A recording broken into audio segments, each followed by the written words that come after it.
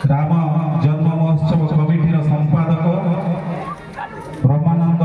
पंडा महोदय तांको प्रेरणा तांको मार्गदर्शक आज मधुकेश्वर पीठ को राममय कर प्रचेषा आज संभव हो पारी 31तम राम जन्म महोत्सव तथा श्रीरामचरित मानस आम सहित जी अच्छा आम कमिटीर सभापति जहाँकर परिचय देवार आवश्यकता नहीं से जने अवसर प्राप्त शिक्षक हेले से ए अंचल सारा ओडिशा रे तांकर पांडित्य पूजा घरे घरे परिचित हो पारिछंती। ए मंचर से जन्मदाता तांको प्रेरणा मार्गदर्शक आम ग्राम को राममय करिवार सुजोग देछि सार को प्रणिपात जनाउछि। आज आमे जहाँ को ए मंच रे पाइछु मुख्य वक्ता हिसाब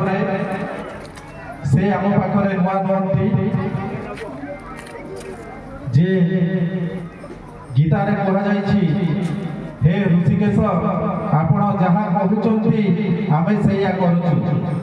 से भली ए मंच रे आपण गोटे दृष्टांत आपण सब समय विगत 31 वर्ष धरी आम सहित अच्छा आमको प्रेरणा पाई से आउ कई नुहति जड़े अगाध पांडित्यर अधिकारी पंडित ऋषिकेश रथ शर्मा अनुष्ठान तरफ मो तरफ धन्यवाद जनाऊँ जहाँ को आम आज मुख्य अतिथि रूपे पाई राष्ट्रपति पुरस्कार प्राप्त पद्मश्री पंडित अंतर्जामी मिश्र महोदय ओडिया भाषा साहित्य संस्कृतिर गवेषक पद्मश्री पंडित अंतर्जामी मिश्र रूपे परिचित अन्वेषण अनुशोधन अभिनव कला